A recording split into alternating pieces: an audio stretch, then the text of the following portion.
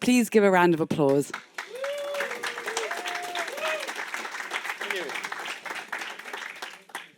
Hi everyone, thanks for attending this talk. So today I'd like to talk to you about how to finally monitor a Bubble application. We know it's kind of a pain when building with Bubble, it's really hard, and we have three main problems. The first one is actually to explore logs. If you use Bubble, you probably know that it is really hard to use the Bubble logs tab. It's really hard to explore the logs. Then it's also really hard to catch unexpected errors. If you didn't set up something really specific, you just don't know when your user face errors. And the third problem we have, it's really hard to have a global view of an app's performance. So I'm Wesley, and my co-founder Victor is just here in the room, and we are the CEOs at Flusk. We've been from freelancers to educator. We did Bubble freelancing for a few years, and then we've been into education at Otto, who are here in the room. And we're driven by curiosity, not degrees. We both self-autodidacts, and I quit school last year to focus on Flusk. I told you about the Otto team where we met with Victor, and I know Thibaut is in the room. And Thibaut, I know exactly how your worst nightmare looks like when it comes to Bubble. It's actually the same for Antonin. I know who he is, but I know exactly what his worst nightmare looks like. And it's exactly the same for Lorraine. I know, guys, exactly how it looks like, and you cannot say it's wrong. It really looks like that. And you can't say it's false. On the other hand, in the Auto team, we have Amandine. And I know Amandine is not really into Bubble. She uses all the no-code tools for other purposes. And I know, Amandine, what your biggest dream looks like in terms of UX, in terms of perfect shapes, of perfect shadows. I know how it looks like. It looks like that, right? And at Flusk, we like to create solutions. And we were like, with Victor, okay, could we not transform this on the left with the UX on the right? Would that be possible for our Bubble users? And that's why we took this, pull all the logs from your Bubble application. They go into a big factory called Flusk, and where the chief of operations is Victor, and it becomes this. So let's have a look at this. This is actually the tab you saw before, refactored. This is a log, and you can see here each node being a step of the workflow. We really want to make it look like a make.com scenario, with each node, as I told you, representing a step of the workflow. And you can see when it's green here, everything goes well. But when it's red, it means there is an error. And it's really, really easier to see it this way than the previous native Bubble way, right? If I click here, I can get a lot of context about the error.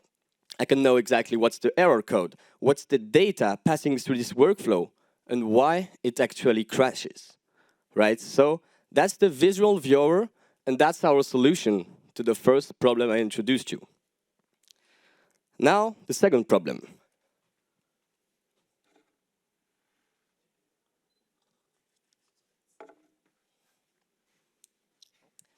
It's about catching unexpected errors.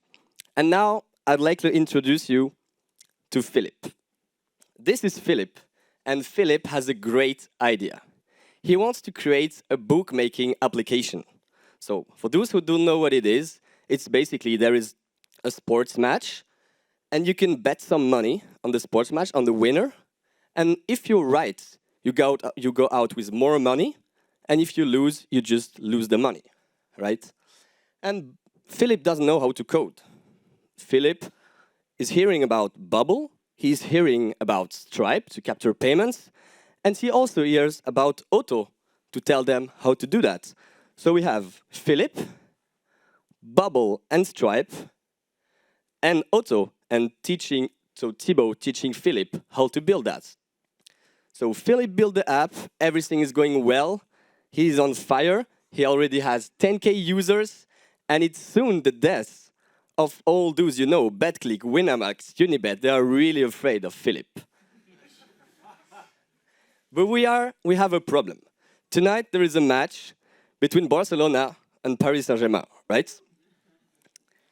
It's false. And this is part of the users, of Philip users, a little part, a representative part. And you can see next to each other the money they bet. So if we take the example of this user, he actually bet $2,220 on Paris, and he's about to pay. He's about to pay, but he faces a problem. This is the problem. It's a Stripe error. He faces a Stripe error. And this user was really happy with Philip's application, but now he can't pay, so he'll get back to Unibet. And Philip lost a customer, and he also lost money. And Philip was at the beach drinking a mojito. He doesn't have any idea about that. He don't know what happened, right? And let's synthesize this theory. If we assume that 1 out of 10 payments are going through an error, this is a lot, I have to admit, but let's suppose. If we say that the average bet is $50, and that we have 5,000 users betting on a bet, you see me coming, I know you? This means 20K lost in revenue for Philip. And we at Flusk have a solution for that, starting at only $30 per month. Obviously. This is what I want to introduce to you. It's our error monitoring. So it looks a bit complex, but it's not that complex. I'll explain it to you.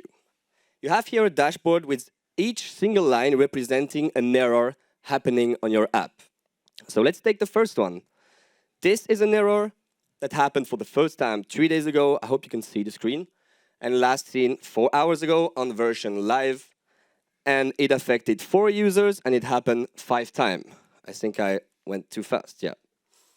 If I click on this error, I can have a bit more context. I can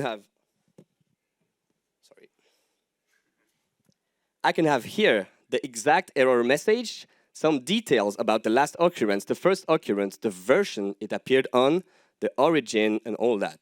I can see the status of the issue here, and I can manually resolve it if I fixed it in my app. The occurrence, one more time, the impacted users, and a quick chart. But what's really interesting here, and will help you a lot, is the occurrences tab here. If I go here, I can see all the times this error appeared, to who, here to a visitor, here to Nick, on which page. And this average thing is really helpful, because whenever an error is faced by a user on your application, we take a screenshot of what the user was currently seeing, helping you a lot to debug. So combine this with the previous visual log viewer, and it will make your life really easier. You can see also the impacted users. So you can see that Nick faced this error 4 times, and all that. So now you all know what this is, right? And we all hate this, right? We pull all your logs from your app, so we have a lot of data about the current status and the current activity of your app. And that's why we developed the feature of actually smart deployment, allowing you to schedule a deployment for when no one is live. So basically, that was the presentation of the monitoring. It was a bit technical, but I hope you liked it. Now, if you have some question, I'm all ears.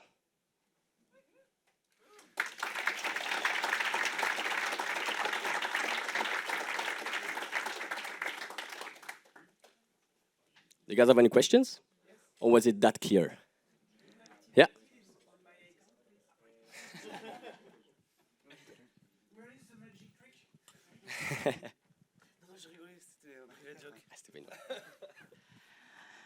Hi, I'm Niklas. My question is, you have the analysis of a problem. Do you have also a kind of a solution proposal as a tutorial or a resource to help the user finding where to look at?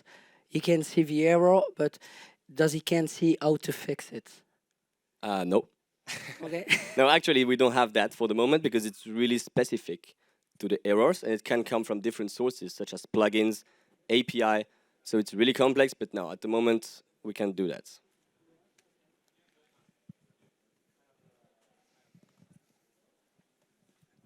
Hey guys, great speech. How do you compare yourself to Nscale? Because they're kind of doing something quite similar. They're also pulling out the logs, they're visualizing them and helping you to monitor the errors. How do you think you stand out? Thanks. Yeah, I think we make the visualizing easier in the make.com way, and so that you can really visualize the log in a row, which Nscale can't do. And also in the error monitoring, we have a few features such as the screenshot, which is really helpful, and the smart deployment that can help you a lot. And yeah, try it out and you'll see. For sure, thanks. Thank you very much for this presentation, Victor. I was just wondering, so this looks really, really convenient when you are not a Bubble developer. Nevertheless, what I didn't understand yet is, will that be a plugin on Bubble or not? Actually, for the logs part, you don't have to install anything. You just have to give us the collaborator access so that we can pull your logs. The only thing we need a plugin to is actually taking a screenshot. That's why you need the plugin, but otherwise it's just plug in, give the collaborator access, and that's everything. All right, thank you. And will that be free or? No.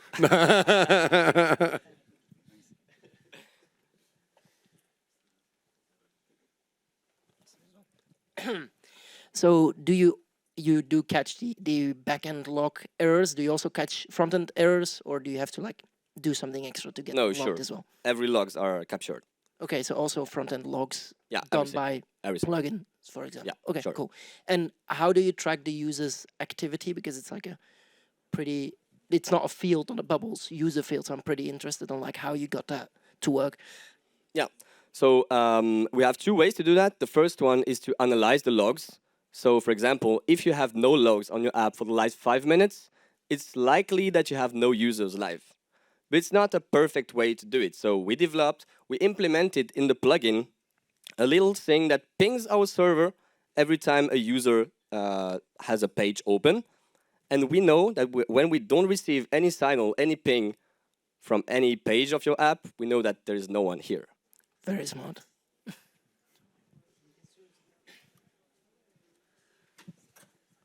I have two questions. First is the tool consume double Workload unit. Whoa.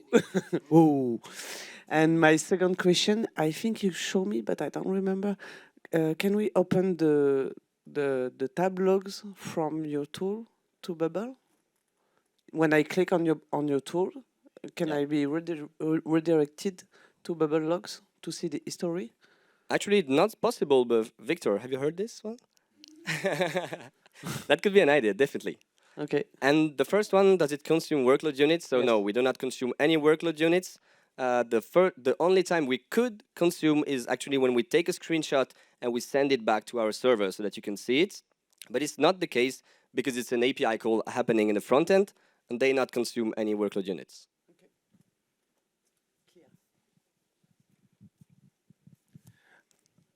Oh, hi Wesley. So thank you for the great presentation. Maybe it's just me, but I didn't get it. When there's a log, if it's connected to some other logs, does it combine in a one row or? Yeah, sure. Okay. Yeah, because I couldn't see it. Maybe it's just me, but Yeah, sorry, Yeah. maybe it was not clear. because I think that's a main issue for me in Bubble is that sometimes the rows are connected to each other, and it's hard to see in Bubble what is going on. Yeah, exactly. Yeah. So All right. my explanation is going to be a little bit technical maybe, but you see that tab, this one. Yeah. This is actually one log. And if you click on Doom this workflow, you actually have a lot of workflow then. When you click here, all the workflow you see appearing here are this line. So we combine all the logs from a single workflow and made them in a row. Thank you. That was my question.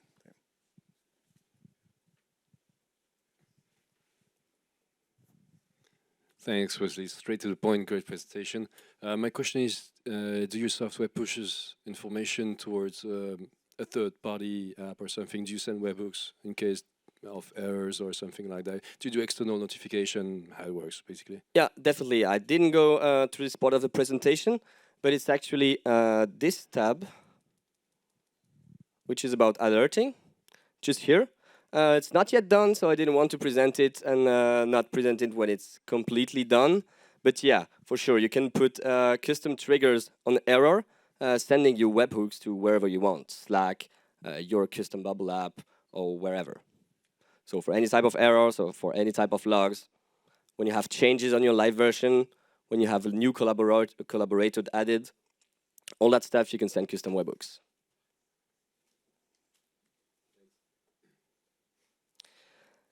I think we are over for the Q&A. I have to give 5 minutes for the people to enter and leave the room between the first and the second conference, which is about security. So yeah, do we have any other question? Perfect, so let's take a 5-minute break.